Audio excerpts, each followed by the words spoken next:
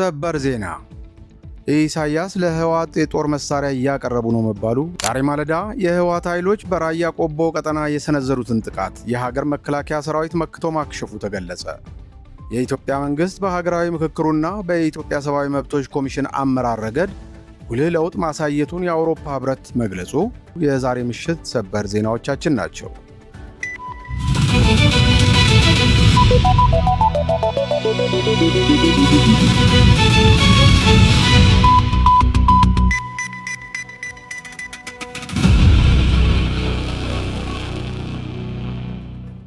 ውድ ቤተሰቦቻችን የከበረ ሰላምታችን ይድረሳችሁ እያልን እነሆ የምሽት ጥንቅሮቻችንን ከኢንሳይድ ሚዲያ ኒውስ ይዘን ተገኝተናል። ዜናውን ላይክ እና ሼር፣ ሚዲያችንን ሰብስክራይብ በማድረግ ዜናውን እንድትጀምሩ እየጋበዝኩ አሁን ወደ ሰበር ዜናዎቻችን አልፋለሁ። ተከታተሉ። የህወሓት ኃይሎች ዛሬ ጠዋት በራያ ቆቦ ቀጠና የሰነዘሩትን ጥቃት የሀገር መከላከያ ሰራዊት መክቶ ማክሸፉ ተገለጸ።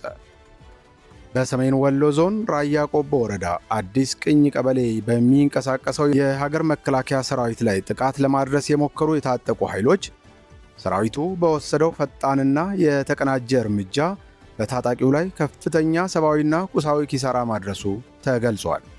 ዛሬ ከማለዳ ጀምሮ በራያ ቆቦ ቀጠና አዳዲስና ትኩረት የሚሹ ወታደራዊ ለውጦች እንዲሁም የእንቅስቃሴ መፋጠኖች እየታዩ እንደነበር ከአካባቢው ምንጮች የተገኘው መረጃ አመልክቷል። ጥቃት አድራሹ ህወሓት ስልታዊ ሽንፈት የገጠመው ሲሆን ይዞት በመጣው የሰው ኃይልና በወታደራዊ ቁሳቁሶቹ ላይ ከፍተኛ ኪሳራ ደርሶበታል። የታጠቁ አካላቱ ከነበሩበት ቦታ ማፈግፈጋቸውን ተከትሎ የሀገር መከላከያ ሰራዊቱ የአካባቢውን ደህንነት ሙሉ በሙሉ በቁጥጥር ስር እንዳዋለ ተገልጿል። ሰራዊቱ የቀጠናውን ደህንነት በአስተማማኝ ሁኔታ ለማረጋገጥና የተበታተኑ ኃይሎችን ለማጣራት ተከታታይ ፍተሻ እንቅስቃሴዎችን እያካሄደ ይገኛል። የተፈጠረው ስጋት በመቀረፉ በአካባቢው የሚኖሩ የህብረተሰብ ክፍሎች ወደ መደበኛ የዕለት ተዕለት የማኅበራዊና የኢኮኖሚያዊ እንቅስቃሴዎቻቸው እንዲመለሱ የማረጋጋት ሥራዎች ተጠናክረው ቀጥለዋል።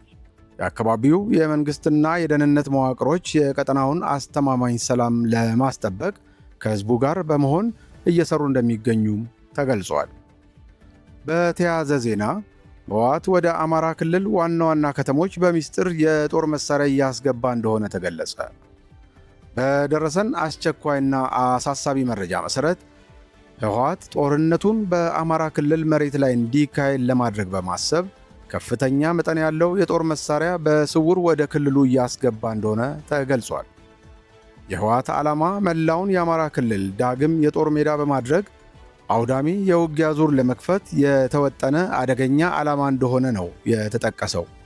መሳሪያዎቹ የገቡባቸው ከተሞች ደብረ ብርሃን፣ ደሴ፣ ኮምቦልቻ፣ ጎንደር፣ ባህር ዳር እና ወልዲያ ሲሆኑ የጦር መሳሪያዎቹ ዝውውር በጥብቅ ሚስጥርና በፍጥነት እየተከናወነ እንደሚገኝ ተመልክቷል። መሳሪያዎቹ ህዝቡ በብዛት በሚኖርባቸው ትልልቅ የክልሉ ከተሞች መሰራጨታቸው የንጹሐንን ዜጎች ደህንነት በከፍተኛ ደረጃ ስጋት ውስጥ የሚጥል ነው።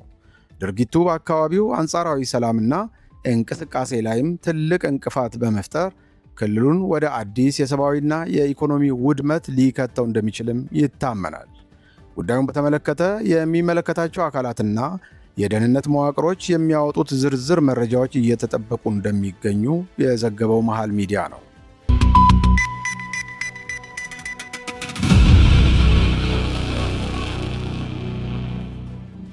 የኢትዮጵያ መንግስት በሀገራዊ ምክክሩና በኢትዮጵያ ሰብአዊ መብቶች ኮሚሽን አመራር ረገድ ጉልህ ለውጥ ማሳየቱን የአውሮፓ ህብረት ገለጸ። የኢትዮጵያ መንግስት የሽግግር ፍትህ ፖሊሲና የትግበራ ማዕቀፍ ቢያጸድቅም ሂደቱ አሁንም ከፍተኛ መጓተት እየታየበት መሆኑንም ህብረቱ ጠቁሟል። ሪፖርቱ አክሎ እንደሚያመለክተው የኢትዮጵያ ሰብአዊ መብቶችና የዲሞክራሲ ሁኔታ በሰሜን ኢትዮጵያ በነበረው ግጭት፣ በፕሪቶሪያ የሰላም ስምምነት አፈጻጸም ላይ በህወሓት በኩል በታዩ ጉድለቶች፣ በአማራና በኦሮሚያ ክልሎች ያለውን አለመረጋጋትና አጠቃላይ የአገሪቱን ወቅታዊ ሁኔታ ገምግሟል። ህብረቱ ባወጣው በዚሁ ሪፖርት የኤርትራ ኃይሎች አሁንም ድረስ ከሰሜን ኢትዮጵያ አለመውጣታቸው፣ ከዚሁ ጋር ተያይዞ የሚፈጸሙ የሰብአዊ መብት ጥሰቶች እንዲሁም የሰብአዊ እርዳታ ገደቦች አሁንም ዋነኛ የደህንነት ስጋቶች ሆነው መቀጠላቸውን አመልክቶ ከሰሜኑ የአገራችን ክፍል የኤርትራ ኃይሎች አሁንም ለቀው አለመውጣታቸውን በመጥቀስ ወቀሳ አቅርበዋል።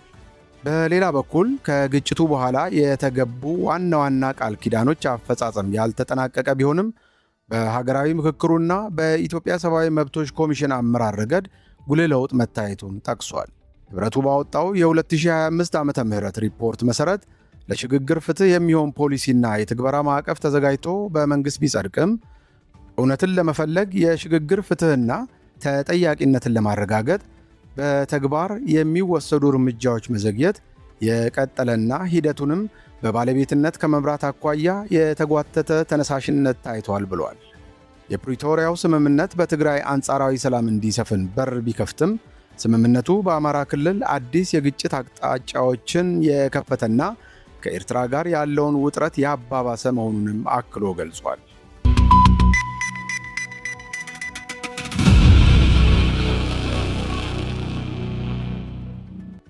ኢሳይያስ እስከ ታንክ የዘለቀ የጦር መሳሪያዎችን ለህወሓት የሰጠ መሆኑ ተነገረ። በዚህ ዙሪያ የኤርትራ መንግሥት ያለው ነገር ባይኖርም በትግራይ በኩል ራሳቸውን ለመከላከል የሚደረገው አዲስ እንቅስቃሴ እንደሆነ ተንታኞች እየገለጹ ይገኛሉ። ቀደም ብሎ መረጃ የደረሳቸው የኢትዮጵያ ባለሥልጣናት ኤርትራን ደጋግመው ሲያስጠነቅቁም ተሰምተዋል። የጦር ኃይሎች ጠቅላይ ኢታማጆር ሹም ፊልድ ማርሻል ብርሃኑ ጁላ ስልታዊ ትስስር ፈጥረዋል ያሏቸውን ሻዕቢያ፣ ህወሓትና ፋኖን አስጠንቅቀዋል። ጠቅላይ ኢታማጆር ሹሙ ህወሓት የቀድሞ ጠላቶቹን ሸኔንና ፋኖን አቅፎ ሻዕቢያን ደግሞ አዝሎ የትናንት ክደቱን በአደባባይ እየደገመው ይገኛል ሲሉ ተናግረዋል። ፊልድ ማርሻሉ የልዩ ዘመቻዎች እዝ እነዚህ ኃይሎች በሀገሪቱ ላይ የደቀኑትን ወታደራዊ ጫና በአስቸኳይ እንዲያመክኑ ሲሉ ጥብቅ መመሪያን ሰጥተዋል። የቀድሞ የቢቢሲ ጋዜጠኛ በአሁኑ ሰዓት ደግሞ በአፍሪካ ቀንድ ዙሪያ ያሉ ግጭቶችን የሚያጠናው ማርቲን ፕላውት የኤርትራ መንግሥት ለህወሓት ታንኮችና ሌሎች ከባድ መሳሪያዎችን የሰጠ መሆኑን አመልክቷል።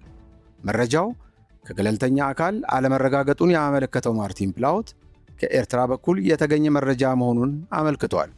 በአሁኑ ወቅት ማርቲን ፕላውት ከአፍሪካው ቀንድ በተለይም በኢትዮጵያና ኤርትራ ላይ ትኩረት አቅጣጫውን አሳርፎ ይታያል።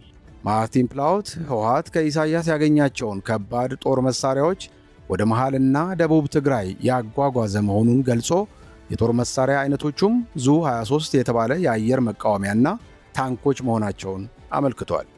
ማርቲን ፕላውት የኤርትራ መንግሥት ከኢትዮጵያ መንግሥት ጋር ወደ ጦርነት የሚገባበት ሁኔታ ከተፈጠረ የመከላከያ ቀጠናውን በትግራይ ምድር ማድረግ አለብኝ በሚል እሳቤ ለህወሓት እገዛዎችን እያደረገ መሆኑን አመልክቷል።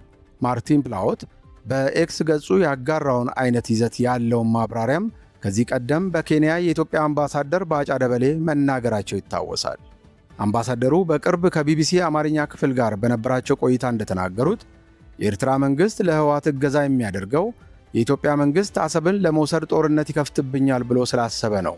በኤርትራ መንግሥት በኩል የታሰበው ህወሓትን በመጠቀም ጦርነት ወደ ኤርትራ እንዳይደርስ ለማድረግ ትግራይን የመከላከያ ወረዳ ወይንም በፈር ዞን አድርጎ መጠቀም ነው። ከዚያም እርስ በርሳቸው ይዋጋሉ። የደከመው የኢትዮጵያ ሰራዊት በመጨረሻ ወደኛ ቢመጣም በቀላሉ ልንከላከል እንችላለን የሚል ሂሳብ ተሰርቷል ያሉት አምባሳደር ባጫ ጦርነቱ ከተጀመረ እንደ ቀድሞ ጊዜ ስለማይንዛዛ ይሄ ሂሳብ የሚሰራበት ሁኔታ አይኖርም ብለዋል። ከጀመሩት በአጭር ጊዜ እንጨርሰዋለን። ጦርነቱ የሚካሄደው ምሽግ በመያዝና በመልቀቅ ሳይሆን በቴክኖሎጂ ነው። ጦርነት ከተጀመረ ደግሞ የኤርትራ መንግሥት አይኖሩም፣ በራሱ ይጠፋል። አስመራ ደጀን ሆኖ ባድሜ ግንባር መሆን አይችልም፣ ሁሉም ግንባር ናቸው ሲሉ ነበር የተናገሩት።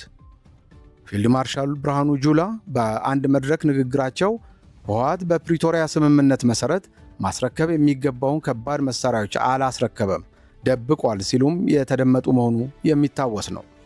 በአንድ ወቅት በተሰራጩ አንዳንድ ምስሎች በትግራይ የተቀበሩ የጦር መሳሪያዎች በኤክስካቫተር ተቆፍረው ሲወጡም የነበረ መሆኑ የሚታወስ ነው።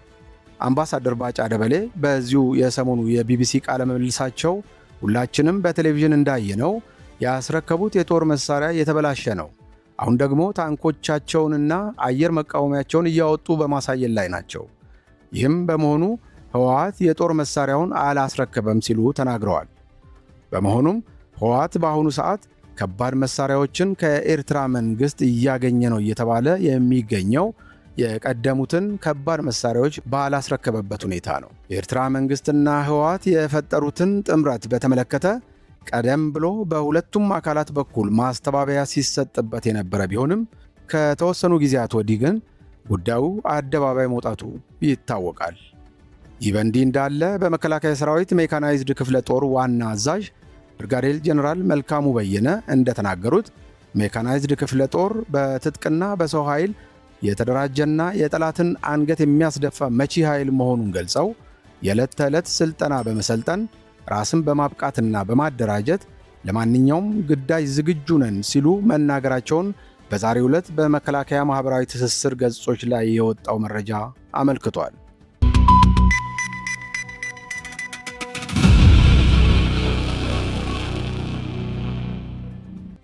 በመጨረሻም ዶናልድ ትራምፕ በቅርቡ ሆርሙዝ የአሜሪካ ግዛት አካል ይሆናል አሉ። ከኢራን ጋር ያለው ግጭት እየተባባሰ ባለበት በአሁኑ ሰዓት የአሜሪካው ፕሬዝዳንት ዶናልድ ትራምፕ ኢራን ከተሸነፈች በኋላ ሆርሙዝ የአሜሪካ ግዛት አካል ይሆናል ሲሉ ተናገሩ። አርብ ዕለት በኒውዮርክ ለደጋፊዎቻቸው ንግግር ያደረጉት ትራምፕ አሜሪካ በቅርቡ ለዓለም የነዳጅ የተፈጥሮ ጋዝና የማዳበሪያ አቅርቦት ወሳኝ የሆነውን የሆርሙዝ ወሽመጥ የግዛቷ አካል እንደምታደርግ ገልጸዋል። አሁን ላይ ከፍተኛ ሽንፈት እየገጠማት ያለችውን ኢራንን ድል አድርገን ከጨረስን በኋላ በቅርቡ የሆርሙዝ ወሽመጥን የአሜሪካ ግዛት አድርጌ አውጃለሁ ሲሉ ትራምፕ በኒውዮርክ ግዛት ጋርደን ሲቲ በሚገኝ የፖሊስ አካዳሚ በተደረገ ስብሰባ ላይ ተናግረዋል። ይህ እውነት ነው ሲሉም አክለዋል። ትራምፕ አርብ ዕለት ንግግር ባደረጉበት ወቅት የሆርሙዝ ወሽመጥ በመዘጋቱ ምክንያት ስለ ጨመረው የነዳጅ ዋጋ አስተያየታቸውን የሰጡ ሲሆን አሜሪካውያን ተጨማሪ ክፍያ መክፈላቸውን መቀበል አለባቸው ብለዋል። የፕሬዝዳንቱ ንግግር ከ5 ወር በላይ በቆየው የኢራን ጦርነት ላይ ዋሽንግተን የፖሊሲ ለውጥ ስለማካሄዷ ወይንም ታስቦበት የተሰነዘረ አስተያየት ስለመሆኑ ምንም የታወቀ ነገር የለም። የኢራን ምክትል ውጭ ጉዳይ ሚኒስትር ካዜም ካሪባባዲ የትራምፕን አስተያየት ከሰሙ በኋላ ወሽመጡ በኢራን ቁጥጥርና ስልጣን ስር ይቆያል፣ ምንም አንረበሽም በማለት ተናግረዋል። አሜሪካና እስራኤል የካቲት 21 ቀን 2018 ዓ.ም በጋራ በመሆን ኢራን ላይ ጦርነት ካወጁ ወዲህ የሆርሙዝ ወሽመጥ በቋሚነት ተዘግቷል። አሜሪካና ሌሎች የአገሪቱ ከፍተኛ ባለሥልጣናት የኢራን ጦርነት በጀመረበት ወቅት የአገሪቱን የኒኩለር ፕሮግራም ማስቆም ዋነኛ ዓላማቸው መሆኑን ሲናገሩ ነበር። ኢራን በበኩሏ ለሚፈጸምባት ድብደባ በባሕረ ሰላጤው አገራት የሚገኙ የአሜሪካ ጦር ሰፈሮችን እንዲሁም በወሽመጡ በኩል የሚያልፉ ነዳጅ ጫኝ መርከቦችን በማጥቃት ምላሽ ሰጥታለች። አሜሪካ ወደ ኢራን ወደቦች የሚገቡና የሚወጡ መርከቦችን እንቅስቃሴ የገደበች ሲሆን የሁለቱ አገራት መካረር የዓለም ነዳጅ ዋጋ ቅናሽ እንዳያሳይ አድርጎታል። ትራምፕ አርብ ዕለት የአገሪቱ ሕግ አውጪዎች በተሰበሰቡበት ባደረጉት ንግግር የኢራን ወደቦች ላይ የጣሉት እግድ ማንም ሊጥሰው የማይችል መሆኑን በመግለጽ አወድሰውታል። እንዲሁም እርምጃውን በሆርሙዝ በኩል በሚደረግ የመርከቦች እንቅስቃሴ ላይ ለሚደገፉ አገራት የሚሰጥ የሕዝብ አገልግሎት አድርገው አቅርበውታል። እያደረግን ያለነው ነገር ለዓለም የሚሰጥ ታላቅ አገልግሎት መሆኑን ማስታወስ ብቻ ነው፣ ለእኛ ብቻ ሳይሆን ለዓለም ጭምር ሲሉ የተናገሩ ትራምፕ እግዱን ማስቆም የማይቻል የብረት ግንብ ማለት እንደሆነ አስረድተዋል። ትራምፕ በኒውዮርክ ተገኝተው ንግግር ያደረጉት በቅርቡ ለሚደረገው ምርጫ ለሪፐብሊካን ተመራጮች ድጋፍ ለማሰባሰብ ነው።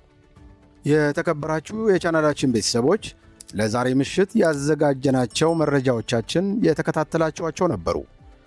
አብራችሁን ስለነበራችሁ እናመሰግናለን። ዜናውን ላይክ እና ሼር፣ ሚዲያችንን ሰብስክራይብ በማድረግ አጋርነታችሁን ታጠናክሩ ዘንድ የተለመደ የአክብሮት ግብዣችንን እናቀርባለን። መልካም ምሽት።